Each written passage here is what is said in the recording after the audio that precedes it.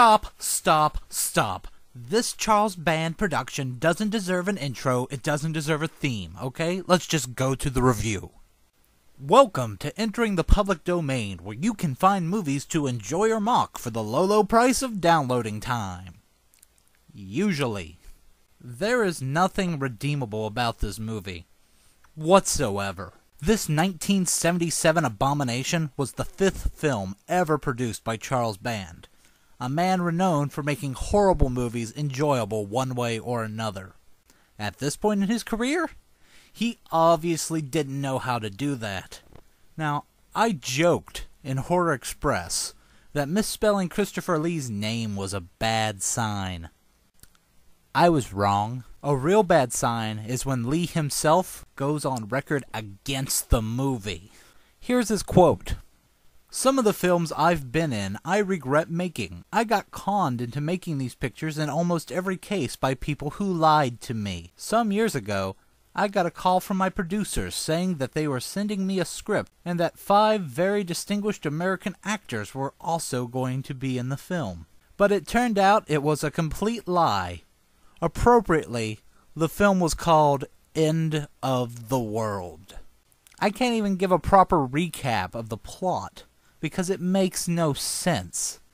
I can't go into the characters because they don't really matter. So I'm just gonna push through this review as fast as I can so I can forget about this piece of cinematic defecation. The opening scene is Preacher Lee going into a restaurant to try and find help. The owner directs him to a phone while offering coffee. Only problem is the phone explodes. Then the coffee maker explodes. The owner, now with hot coffee in his eyes, has a reasonable reaction of running blindly until crashing headfirst through a window to his death, and thus concludes any and all special effects for the first hour. So Lee takes a walk in the dark. Get used to the dark, as no one in this movie knows what a flashlight is. He keeps walking and meets Duplicate Lee. Then we get our opening credits. Hope you enjoyed Lee's acting in the first 2 minutes, because despite his name being plastered all over this, you're not seeing him again for 40 minutes. No, see, we have to meet our hero now. This guy, who spends an entire minute of screen time toying around with his computer with no hint as to what he's doing. The only thing I can't complain about is the fact that they have the lights on. I didn't even bother writing his name down, both actor and character, because I didn't care. Trust me, you won't either. So he manages to translate some message from space that gives hints about things that are going to happen in the future. This should take a couple minutes to set up at best. This movie drags it out to 8. Not 8 minutes. 8 scenes! He gets the message and calls DC. He goes home. We watch him go home. We meet his wife. They chat. Then he drags her to work so he can work on the computer some more. Then they go to a party. Then they hear on the radio what he saw on the computer. That probably just summed up a good 10 minutes of this movie. Does that sound like it should have taken 10 minutes to figure out? Our hero is apparently a super genius, so DC contacts him to give speeches on whatever he's a genius about. Before he goes, though, he has to check on his inanimate carbon rod. And no, they don't explain what that is until later. But they do show another decoded message. They don't show the incidents that occur in the messages, you just hear about them on the radio.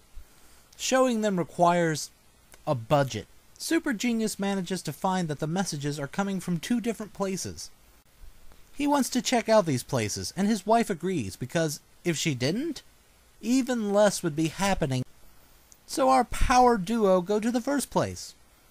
And it's a convent. So they get out, they look around, they say hi to the nuns. Hi, nuns. And then they leave. There is absolutely no reason for them to get out of the vehicle if they're not even going to ask questions. All they did was waste more time. But I can't complain too much, 'cause it's sunny out. So it's time to check the second place, and it's pitch black. Apparently not even the cameraman brought a flashlight. It is dark. So they move around in the darkness, I think. They're not talking during this, they're just walking, and they attempt to hint where they're at with this exchange. What is this place? Looks like a zoo. A zoo for what? Her reply to him was, a zoo for what? A zoo for what? She's in luck, because this is the zoo for incompetent questions, and that one is right at home. After a minute of nothing, they separate, and he goes to check something, so she blindly walks around for 2 minutes. I'm not joking, I timed this. She walks around in the dark, where we can barely see her, for 2 minutes. Finally, by the power of Grayskull, this weird noise starts occurring. And you know what? I can't even describe it from here, so just watch it yourself.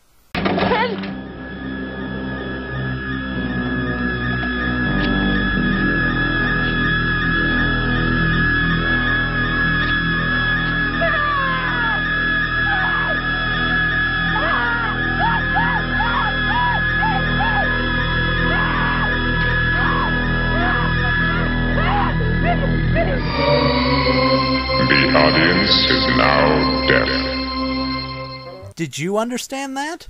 Probably not. Don't worry, I didn't either, but it doesn't matter, because it's never mentioned again. And I think they decide to leave. But they see something, and they get jumped by someone with a gun. I think. So they're dragged to an underground bunker. I think.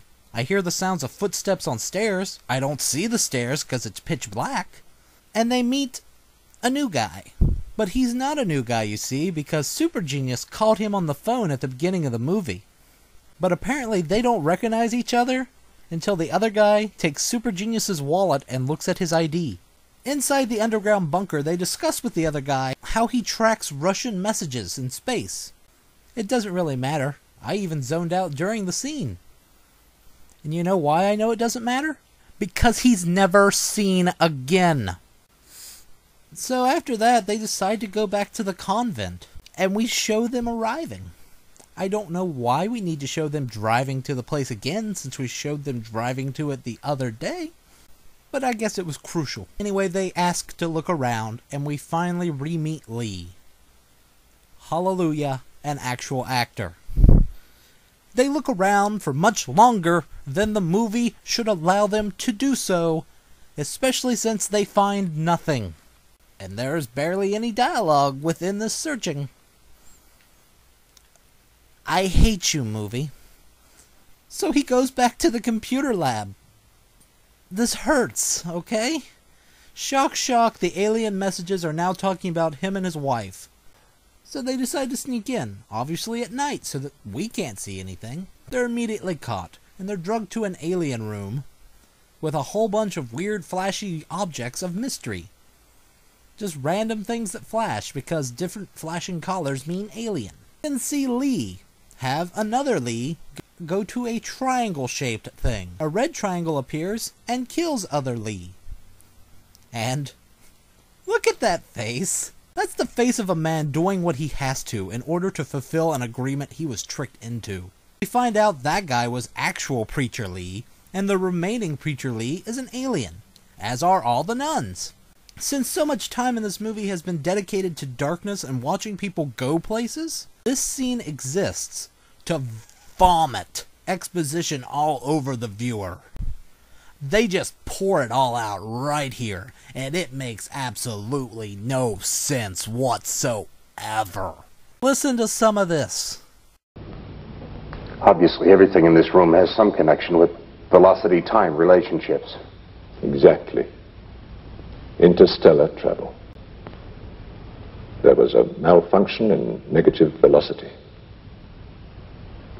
A spaceship. No. We use inertial navigation. We've paid many visits to your planet, Professor, but now your Earth has become restructured through seismic disturbance. I I actually went back and listened to this part at least 2 or 3 times. I don't want to do this anymore, okay? I would rather have watched Manos the Hands of Fate and The Room spliced together instead of this. Oh, hi, Torgo! Would be much better than this.